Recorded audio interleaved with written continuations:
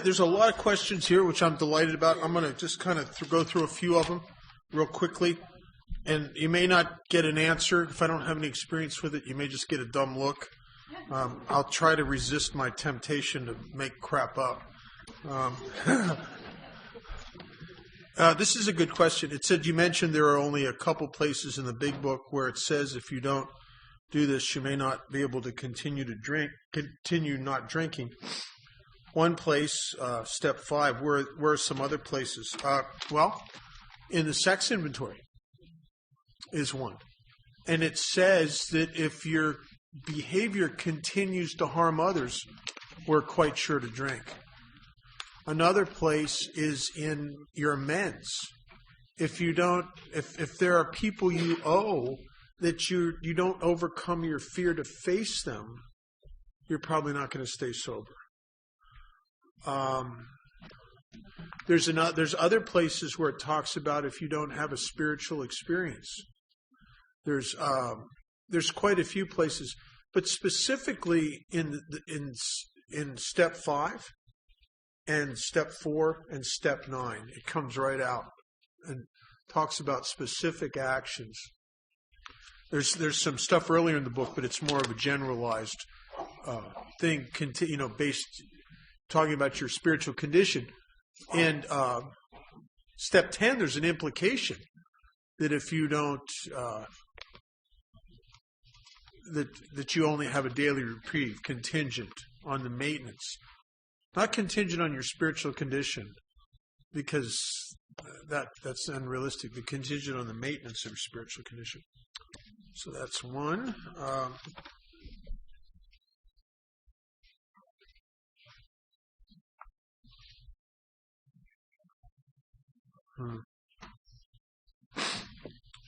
I'm comforted by the idea of God, but I am a Buddhist.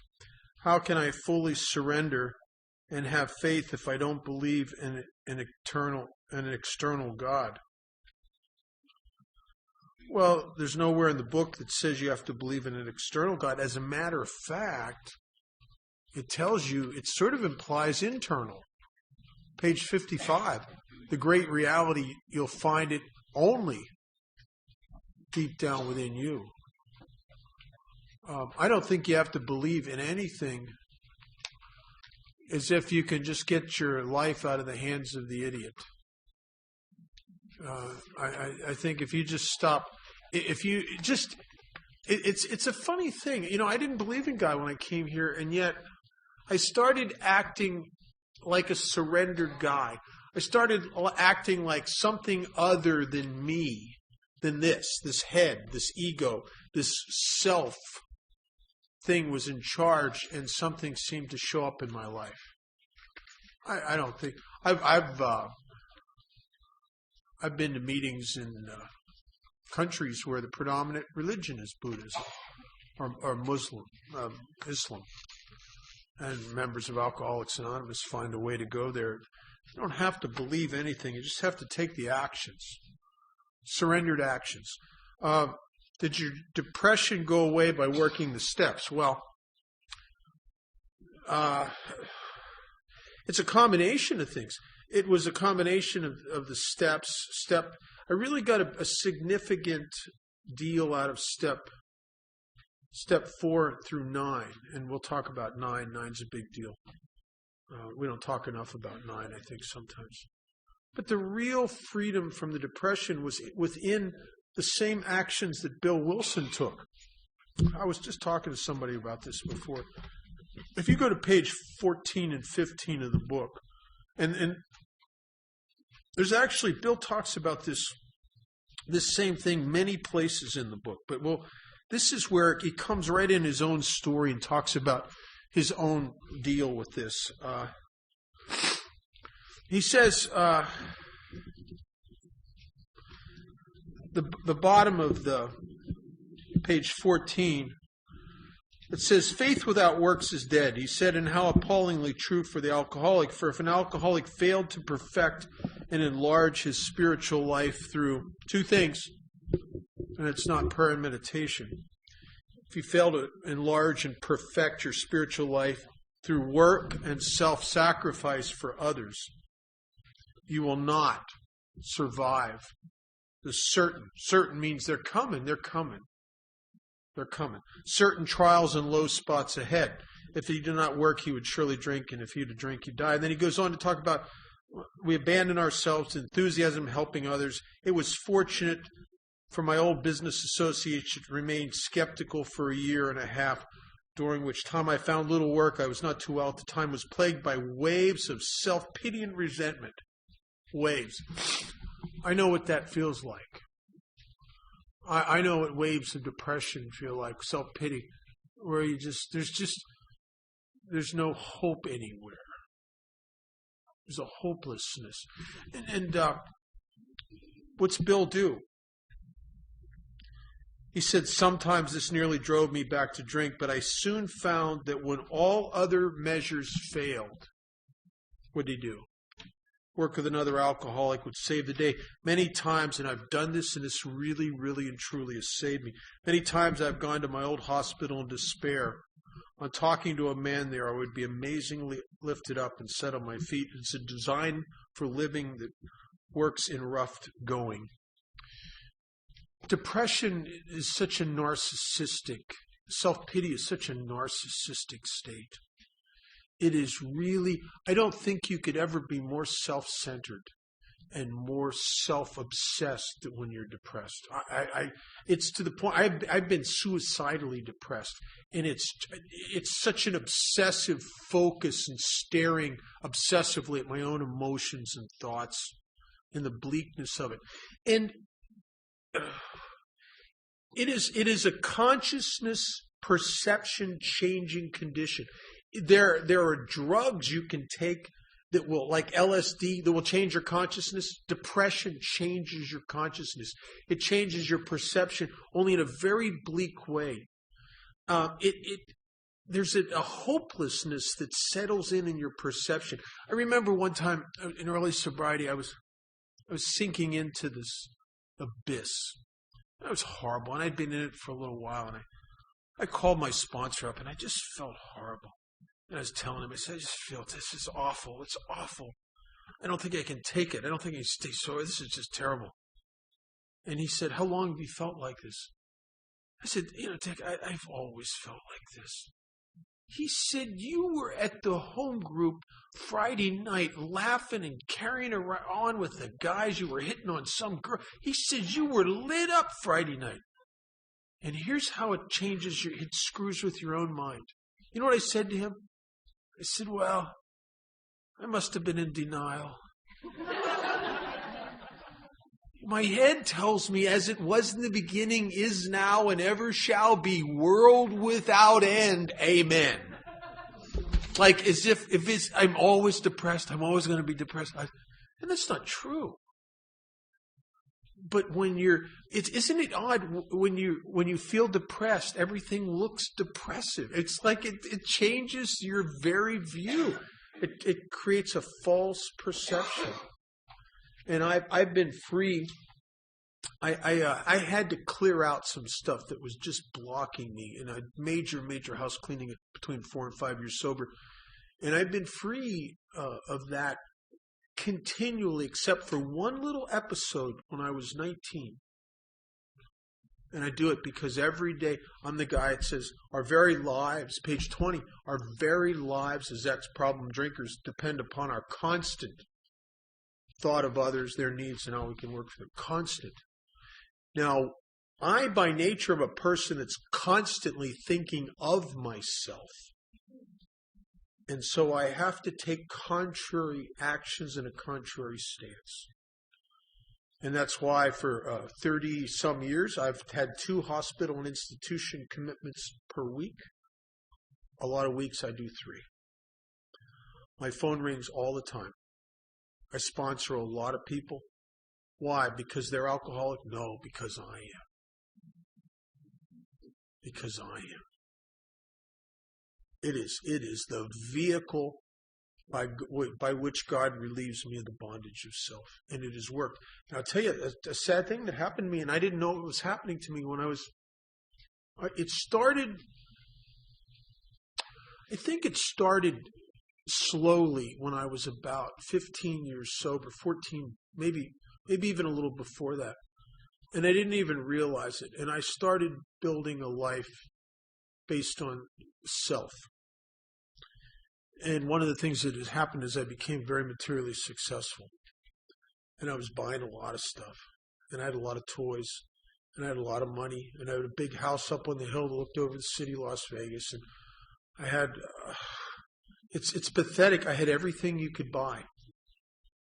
I had a brand new supercharged Jaguar. I had the biggest BMW made, the 12-cylinder. A brand new Corvette, Z Corvette with a chip and all that stuff in it. 2 Harley Davidsons. One of them was in a magazine. It was a beautiful bike, show bike. I had enough money in my checking account that I never had to work again the rest of my life. I'd run out of things to buy. I ran out of things to buy. I'm telling you. I had cash flow that was close to 7 figures a year. It was unbelievable. Plus all kinds of other stuff that was coming in. And I got the lowest point of my sobriety, which made no sense to me. I had everything I wanted, and I felt horrible. I got frighteningly depressed, and I couldn't attach it to. I didn't know why. I mean, for God's sakes, I had everything. Why would I feel this way now? Why would I be sinking into this? And I could not shake it. This is not just for a day. This went on for a period of time. I talked to my sponsor. He said things. I can't hear him. He says, well, you got to change your attitude. And he's always turned the volume up on AA. Well, I understand intellectually, but it's like, I got too wrapped up in me. I don't get it. And I went to a meeting. Tell you how God works through people. If you keep showing up in AA, even if you feel bad, I get guys I sponsor. They don't want to go to meetings because they feel bad. I said, go to the meeting. Feel bad in the meeting. Feel bad in the meeting. And I went to this meeting. And I didn't want to go. I felt bad. I went to this meeting, and a guy that I know, I told him, I said, I've been having fighting this depression. It's really bad. First time in years that it's bothered me. And you know what he said to me? This is unbelievable. This guy was I think God spoke through him. He said to me, you got a lot of success in your life. He said you sponsor all these guys, and you go around the country and speak a lot, run your mouth a lot in AA, and you want to enjoy this reputation as a great AA member. He said, you know something? I don't think your primary purpose is helping other alcoholics. He said, I think your primary purpose is you. And when he said that, I'll tell you, it cut me to the quick. You know, they say the truth will set you free. It'll ruin your day first, I'm telling you. Because he was right. He was right. And I don't know how, and just a few years before that, I was on fire. All I cared about was helping drunks. I put that before my business. I put it before my everything. And somehow, without me even realizing it, incrementally was an inundation in self-interest and self-concern. And it just happened so subtly, smallly, little bits and pieces until I was the center again. And I went through the motions of looking like a good AA member, but my heart wasn't in it. I went through a period, right in the middle of that, I was a terrible sponsor.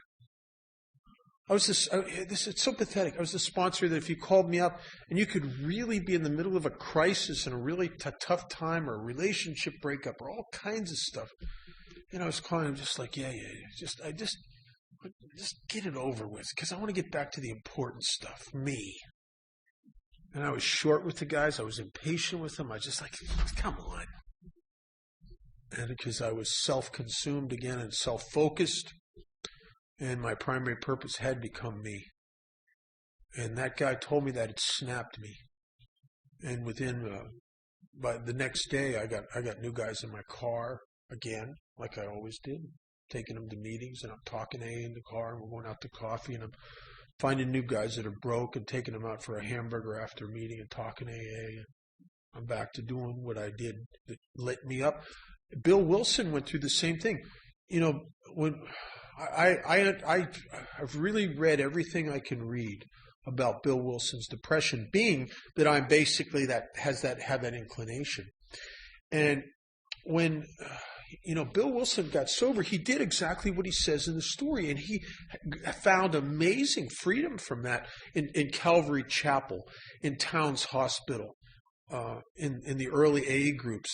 And then a couple things happened to Bill. One is, finding he didn't work through that. He just threw himself into helping others, and it freed him. But as a consequence of that, they lost Lois's in-laws' house that they were given on Clinton Street. It was repossessed, and they went through a period of quite a while where they were sleeping on people's couches in AA. They were sleeping in spare bedrooms of members of AA. And Bill felt terrible. I mean, he felt guilty. Lois had been working at Macy's, supporting him. Here's a debutante working as a cashier in a retail store to support her husband who doesn't work. I'll tell you, that would wear on a guy. And all of a sudden, something happened. Lois referred to it as her God house. They were given an opportunity to have this amazing house in a way that they could afford it. It was just made an offer they couldn't refuse. But the house, especially in the 40s, was quite removed from New York City. It was quite removed from Calvary Chapel and Towns Hospital. Now, Bill, instead of Bill being able to, he couldn't say no, and they moved into Bedford Hills. Back in those days, without the freeways they have now, it was quite a trek into New York. Wasn't it just like down the street to the place? It was a big deal. And he, by this time, he also became the figurehead of Alcoholics Anonymous. Now he's not in the trenches as much helping alcoholics. He's not doing the things that saved him. He's become the guy that puts out the fires. He becomes the problem solver for the fellowship. He's not working with drunks. He's working with problems with groups, problems with the office, the book. He's starting to eventually put together the traditions in the long form because of the problems in AA. I sat in Wits End, which was his office. It was a little side building outside in the yard of where they lived. And I sat there and I got it. I knew exactly what had happened. I pictured myself leaving the atmosphere of hands-on helping drunks every single day and moving up to a position where now people come to see an AA like they come to see the Pope. Where you're the figurehead. And you're not in the trenches. And when he goes into New York City instead, he doesn't have time to go to Towns Hospital anymore. He's got to go into the office. He's got to put out fires. He's got to do this. He's got to do that. And I could picture myself sinking into a self-obsession and a depression, just as Bill did. It's brutal. It was brutal. Those were some of the bleak years.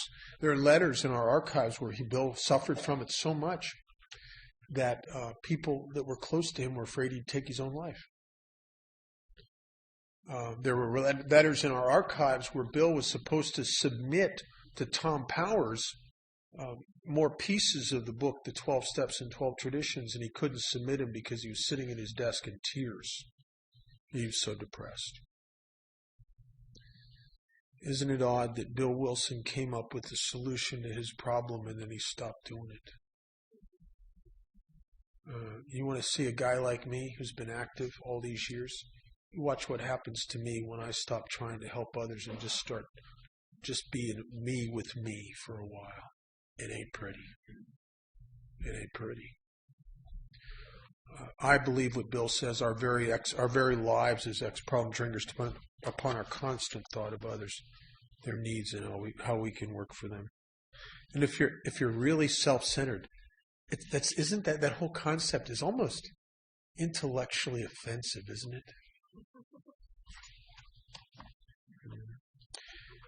Do you consider yourself a trauma survivor? No. All my problems are my own making. No, I don't blame nothing for this. I know. You want to see all the problems in my life? Look closely. You'll see my fingerprints on all of them.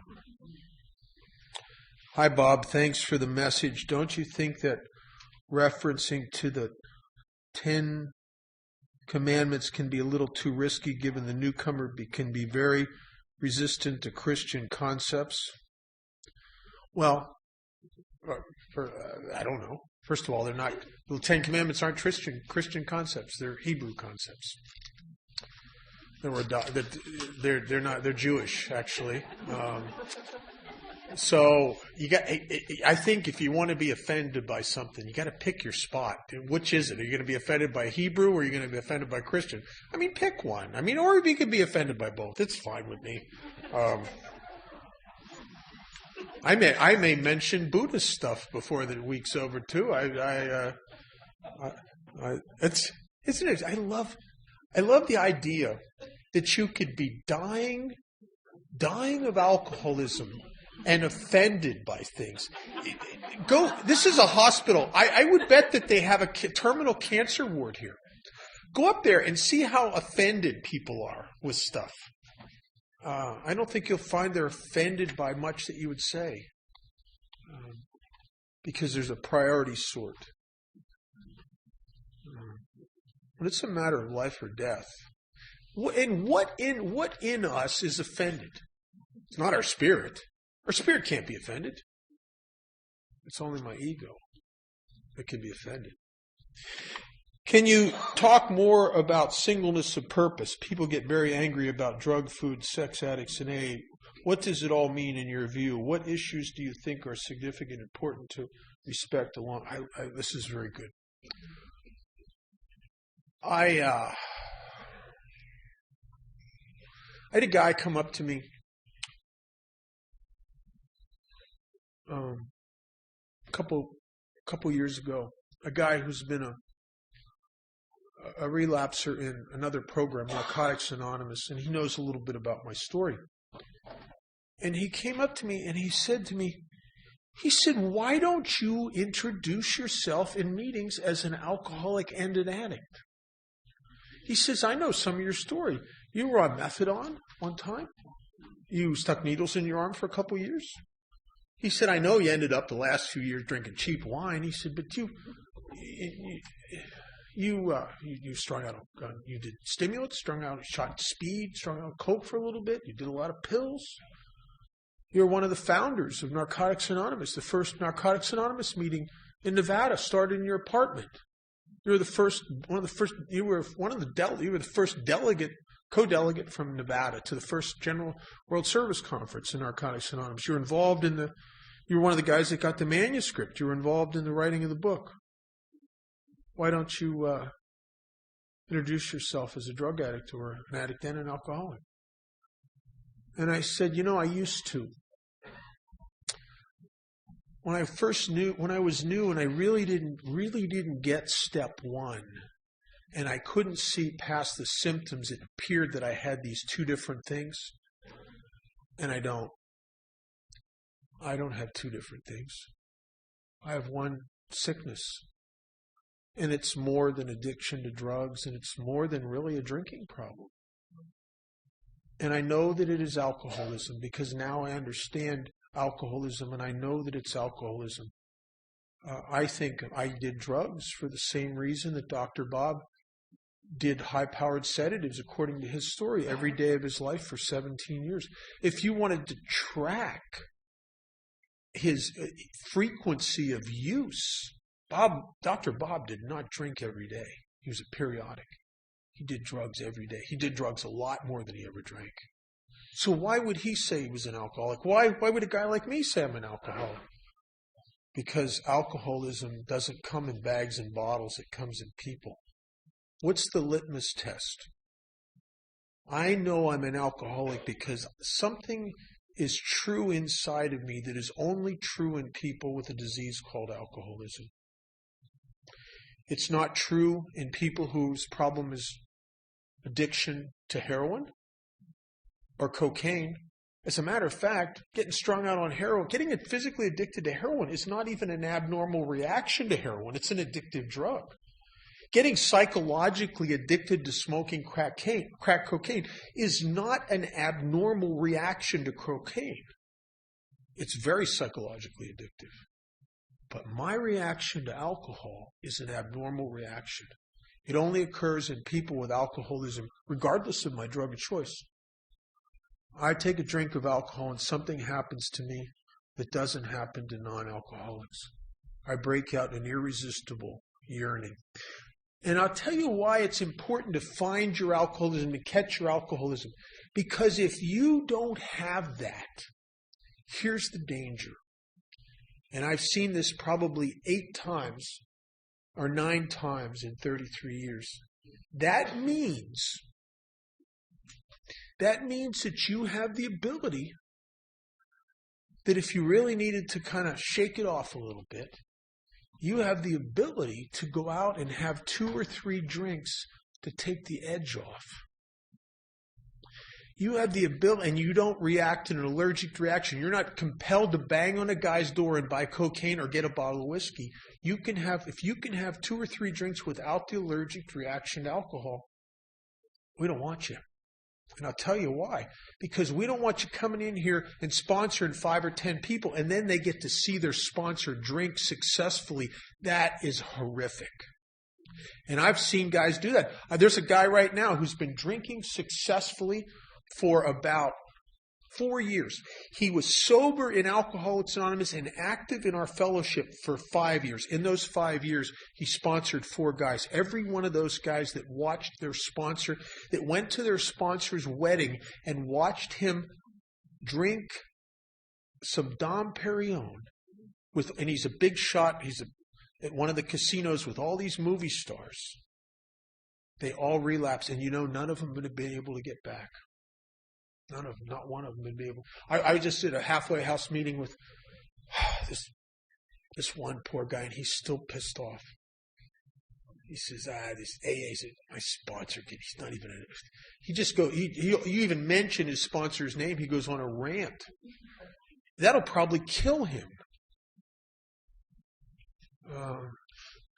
So if you don't have alcoholism, we don't care about your drug of choice. We don't care if you have an eating disorder. We don't care if you're addicted to heroin. We don't care if you choked little baby chickens' necks. You have to have alcoholism here. If you want to read a great pamphlet written by Bill Wilson, it's called Problems Other Than Alcohol. And it welcomes. This is not exclusive. We're not trying to keep people with other problems out of AA, not at all. But you got to have alcoholism here. What would happen to us if 30 years from now we had a fellowship with all kinds of problems and some people in the fellowship could drink successfully? Can you imagine that? How does a drunk come in and get help there? Right? You can't get help there. We have to keep, and not only that, I'll tell you something else I've seen. There was a gal, Johan, back in the early 80s. She came to Alcoholics Anonymous and almost relapsed herself to death. And she never relapsed on alcohol. Matter of fact, she could take a drink or leave it alone. She didn't have the allergy, but we were stupid enough to want to include her, and we reached out to her. We always, come on, yeah, well, you're sort of your alcohol was heroin, but she could drink, and she relapsed herself almost to death in Alcoholics Anonymous. She went to Narcotics Anonymous and now has 20-some years and is a guru in NA because she never did fit here. She loved the people, she loved the fellowship, she loved all of that. But she didn't bloom and blossom till she went to Narcotics Anonymous. And in our selfishness, because we liked her, we liked her. She was a great gal. We almost killed her.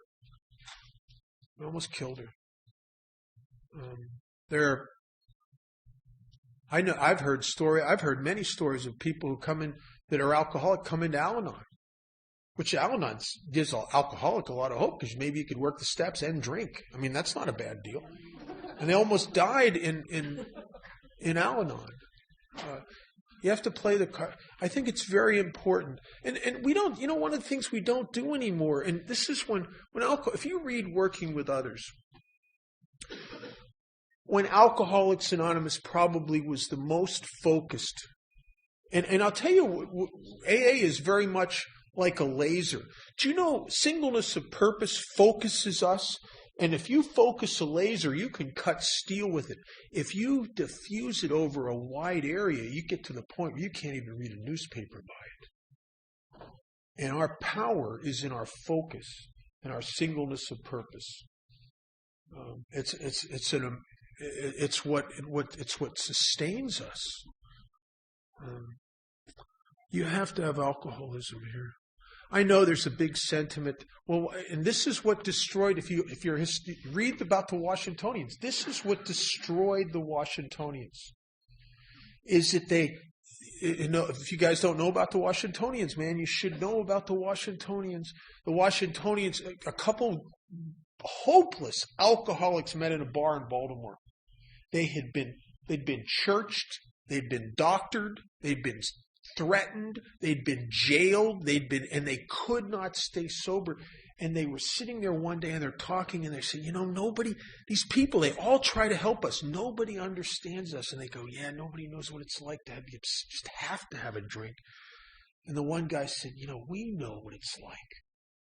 And the guy said, maybe we could help each other stay sober. And they made a pact that they would help each other stay sober, and they did. And they started going out and helping other alcoholics to stay sober. And an amazing thing happened in less than a decade. Now, you got to remember, in less than a decade, Alcoholics Anonymous was barely 1,000 people. In less than a decade, the Washingtonians grew to low estimates of over 100,000, and there's some estimates that are over 250,000 people. In a very short time, without telephones, without the mass transit we have. And they did what would make perfect sense to people that have found a new way of life, that are now trying to be less selfish, now trying to help others. They realized that there was all kinds of people they could help. They could help the temperance movement. Maybe we'd outlaw alcohol. They could help the abolition of slavery. It seemed like a worthy spiritual cause. The war in Mexico. There was a lot of people who had other problems. There were people that had gambling problems. There were people that were addicted to laudanum, which is a type of opium. And they wanted to help all. And they took their laser and they spread it over a wide area. And 8 years later, the Washingtonians didn't exist. They never made one full decade. And it was like the biggest flash in the pan. And there was a guy wrote a thing years later who was one of the survivors of the Washingtonians. And he says, I don't know what happened. He said, we were doing so good. He said, all my friends out of there have drank themselves to death now. He said, they don't even exist. That could happen to us. We can diffuse our light over a big enough area that it has no power.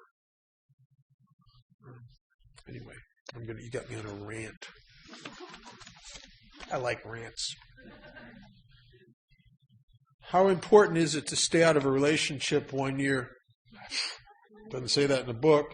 In fact, there's an old timer in Vegas. He says, you're brand new, get in a relationship. Let's see how serious you are about AA. I don't know. Relationships don't make people drunk. Work doesn't make people drunk. What makes people drunk is untreated alcoholism. The only danger in a relationship or a job or a business or anything is if you let it divert you from your primary purpose. I sponsor guys that they get in relationships less than a year. I say, okay, you want to do that? I don't want you missing a meeting. You don't miss one of your commitments for this. And I tell them, I said, because if this goes south on you, you're going to be in a lot of trouble. You're going to need a whole lot of AA in your life. And the guys that do AA and they work the steps and they help others, they survive it. Even if it's a horrific relationship, they survive it. And the people that get into a relationship and drink again, watch how it bleeds them away from what they should be doing here. I think you could add it to the list of the fifth tradition. Things that divert us from our primary purpose. Property, money, authority, sex, prestige. This just says fear. And it's written with a shaky pen. No, it isn't. Yeah. I don't know. We spent a lot of time on fear, so I don't know what to say. If you have a medical condition that requires treatment that affects your mood behaviors, such as interferon, how to better counteract symptoms. I don't know. I'm not a doctor. I sponsored guys that have had to take interferon, and I sponsored about 4 or 5 guys on interferon, and one of the guys they wanted to put him on antidepressants because of the interferon, and he took them for a little while, and then he stopped taking them. He said it didn't make any difference. He says, with the interferon, I'm miserable. With the antidepressant, I'm miserable anyway. And he said, it didn't even make a difference. It makes you cry. I know it makes you irritable and cranky. I've been with guys and spent a lot of time with them that are on it. It's a tough deal. I don't know. It's a tough deal. Would you please share your current conception of God? Well, he's absolutely crazy about me, and obviously has no taste at all.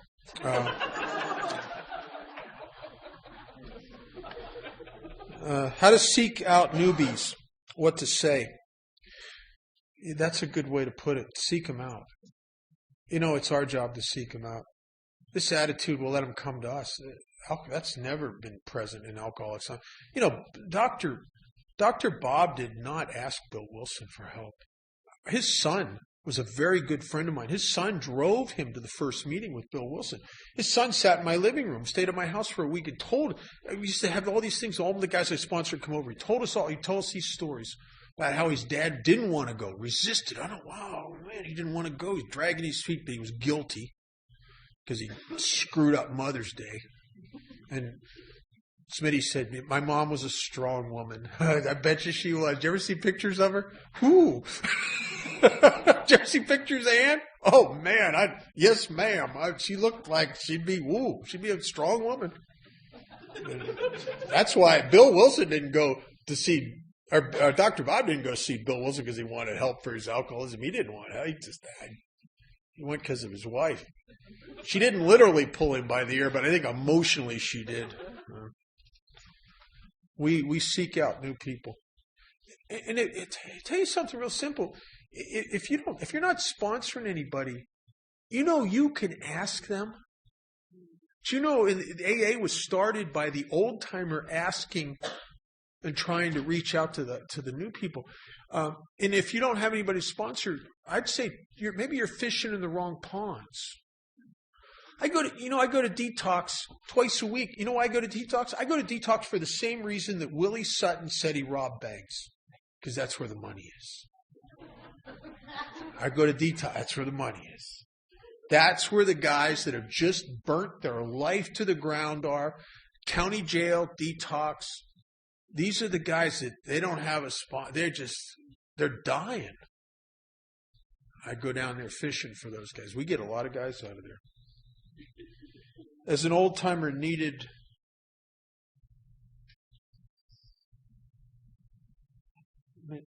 I don't know what that says. I don't know what it says. I can't read it. Mitigation? As an old-timer needed medication? No, it's not D. It's meditation. Oh, meditation. As an old-timer needed meditation helping new people.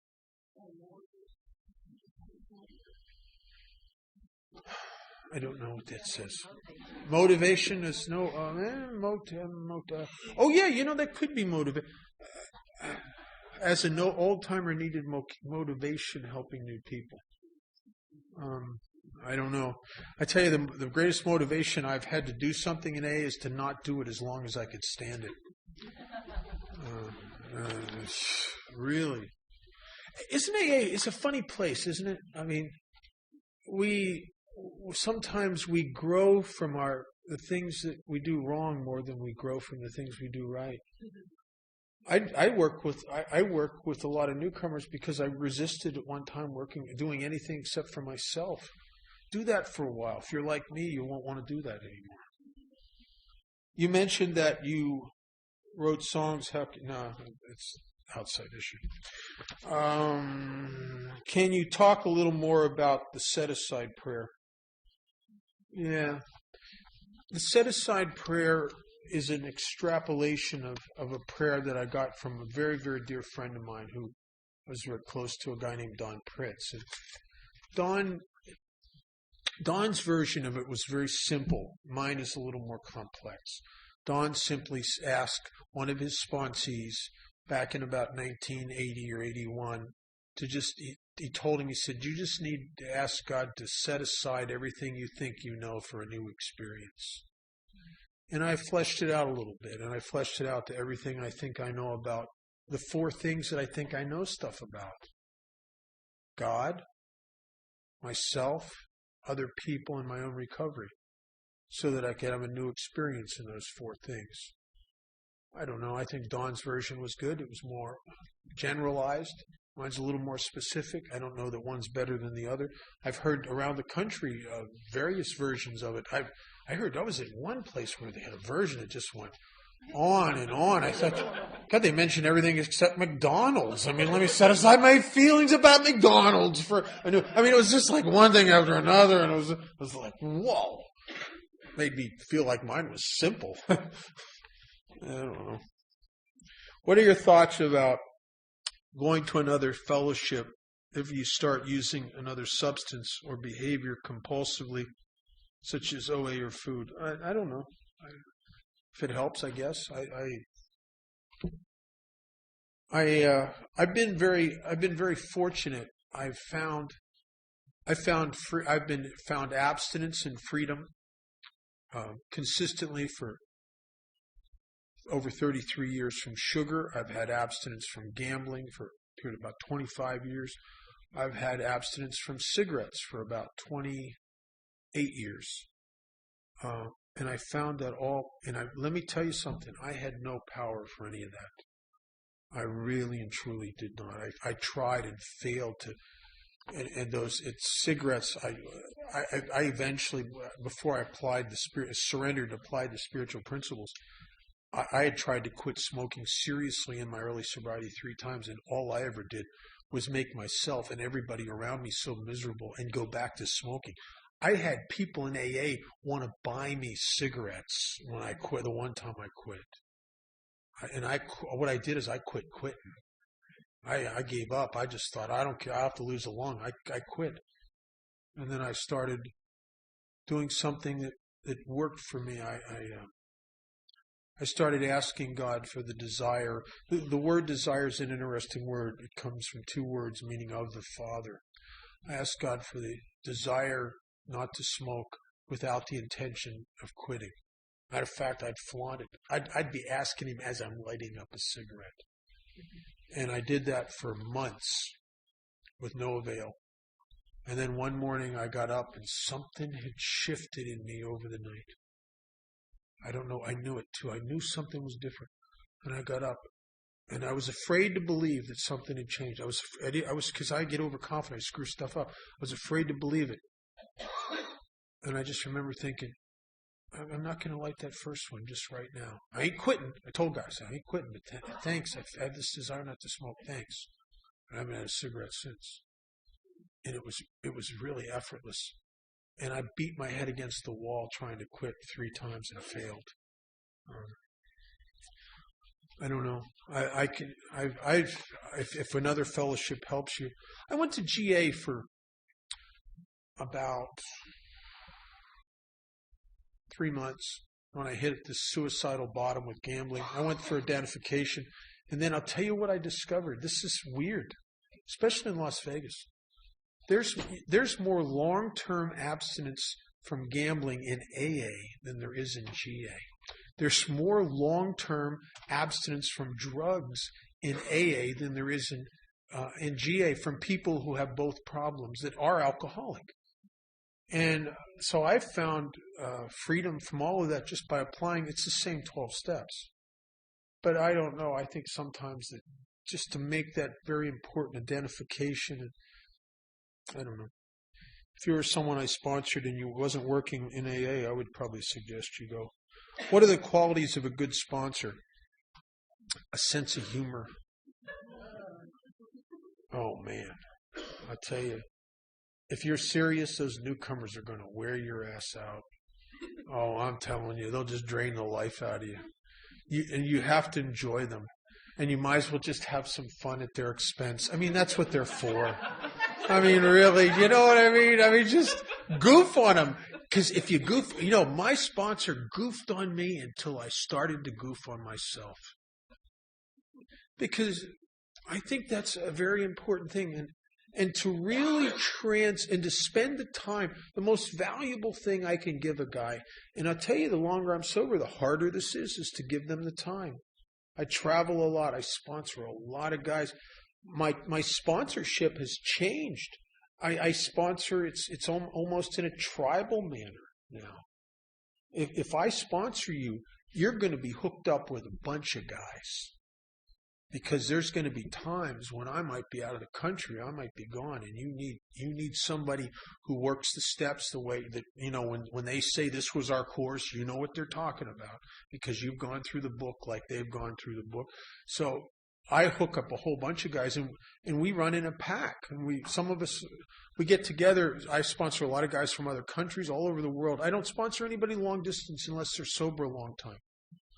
And they're doers. And if I sponsor you, you're doing 12-step work. It's not negotiable.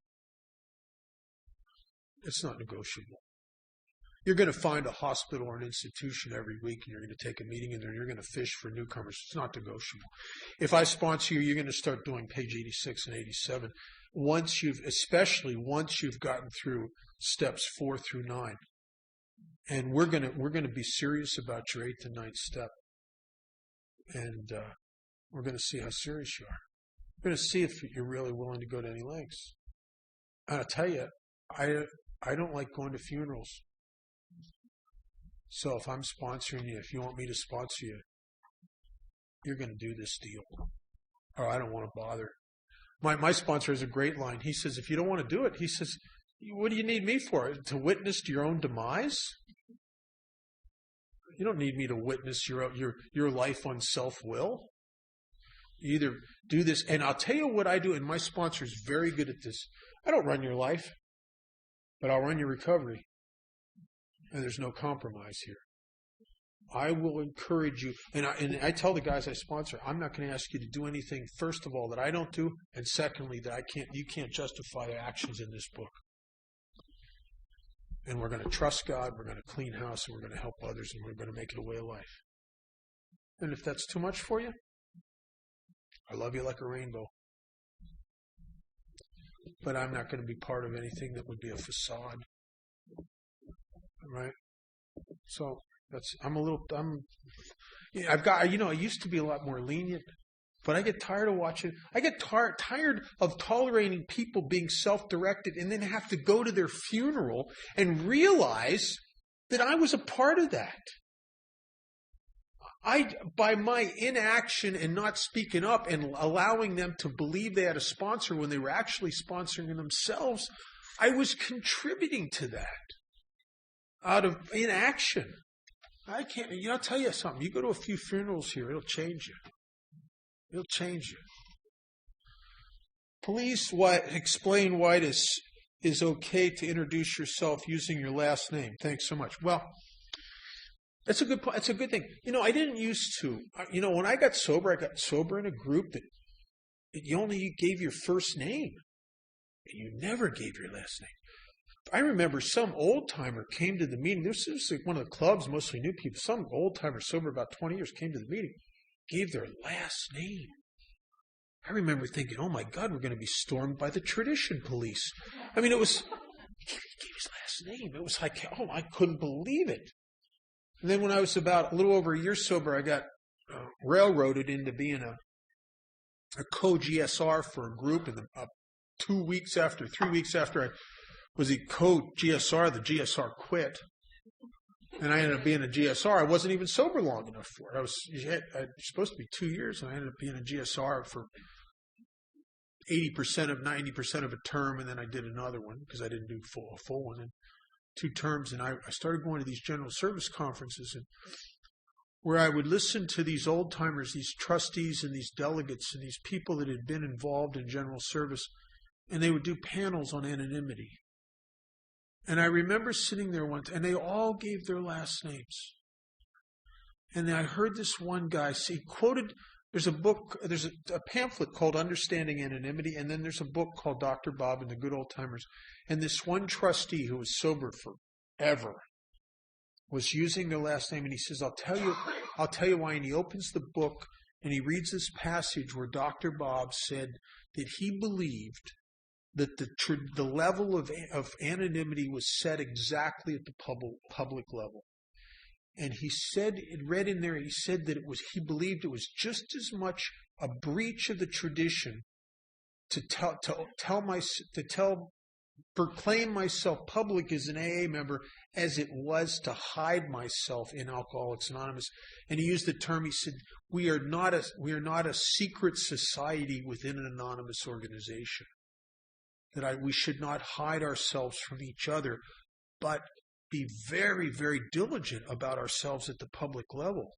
And I've been I started giving my last name. It was hard because you get in the habit, you don't do it. And I felt like, oh, that feels weird to give my last name. And I just started doing it. And I'll tell you something, it's perfect.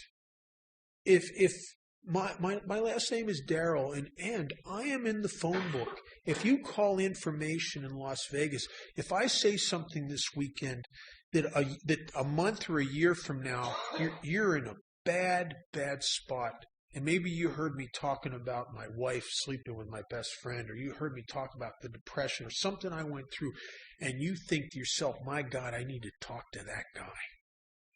You can call directory assistance and you will have my last name and my numbers listed in there, and you can get a hold of me. I don't want to hide myself from you, but at the same time, I am very diligent publicly. You know, I had a very successful business in Las Vegas. I had a company that I ran a chain of stores, and at one time, one of the things we sold was wine. And at one time, we were the number 1 wine purveyors in the whole state of Nevada. Well, some knucklehead in AA went to somebody in the media and told him, they said, hey, this guy was a homeless Skid Row wino, and now he owns the largest wine purveying company in the state. Wouldn't that be a good story? And they came to me. And they said, oh, man, we really want to do we want to do a thing on TV. We want to do all this stuff. I said, no. They said, well, it'll be really good for business. My God, your company will be getting, there'll be a priceless amount of free advertising. Absolutely not. That I would, for my own self-grandizement, I would put myself ahead and before you? That I would pull myself out of the herd as a special celebrity member of Alcoholics Anonymous? That'd kill me. I'll tell you something else. I think doing this is frightening. I have a whole network of guys sober longer than I am that do a lot of this, and they've been able to maintain right size. And I couldn't do this if I wasn't in the trenches and wasn't doing everything else and didn't have the sponsor. I couldn't survive this. This would feed something in me that should be starved, and probably eventually, as it's done for others I've watched who drank again that were speakers around the country, it would force me to starve something that should be fed. This is a very dangerous thing. But you know what I do twice a week? 3 times a week, actually. I'll go to meetings. I go to this one meeting twice a week. I'm not a speaker. They don't care how long I'm sober. They don't care any. You know what I am? I'm the guy that just interfered with their nap. That made them, they had to come into the room and listen to these stupid people. And that's the guy I am. They could care less about it. I'm not impressing nobody. And I have a message for these guys, and it's based on my legitimate experience. And I get people out of there that I sponsor, and they don't know I speak around the country. They don't know some of them for a while don't even know how long I'm sober. They don't even know the car I drive. They don't know that I drive that fancy. They don't know that I drive that car because they don't see it. They're in a lockdown place. And that is real anonymity. That is anonymity in its purest form, that we carry a message. There's no personality. There's nothing. And I tell you, that is my bread and butter. That's my heart is in that. This I do because I'm asked to do it. I could survive without doing this, but I don't think I could survive without doing that. There are times I've wanted to walk away from this, and I have a sponsor who's done it for 54 years, and I have a spiritual advisor that's done it for over 55, and a couple of guys that have done it over 40 years, and they encouraged me to keep doing it. They said, as long as God asks you to do it, do it. If it's useful, do it. Just say yes. And I was taught to say yes in Alcoholics Anonymous. So for now, I continue to do it. But I'll tell you, it scares me sometimes. You know, people say nice things, tell you good stuff about yourself. What if I started believing it all? Ooh. Do you go to church? How do you cultivate your relationship with God? I have. We're going to get into that in step 11. We're going to really get into that in some depth, a lot. Are AWOLs effective? I have no idea. I don't even know what an AWOL is, except I think it's when you've went on a pass in the Army and you don't come back on time. I think. I don't know. Is it an AA? Oh, so you've left AA on a pass and you haven't come back right away? Is that what it is? No, I don't know. I don't know what an AOL is. We don't have them. I don't have them where I live. Matter of fact, I travel all around the country. This is the only place I've ever heard about those, and I don't know what they are. I've heard that they exist and there's something to do with recovery, and that's all I know. I have no more information. I wish I did, because I'd like to have an opinion. I love having opinions about things, but I don't. Thanks. Thank you for the weekend. And let's take a break. Let's come back at 10 after. Okay? It's a good time to break.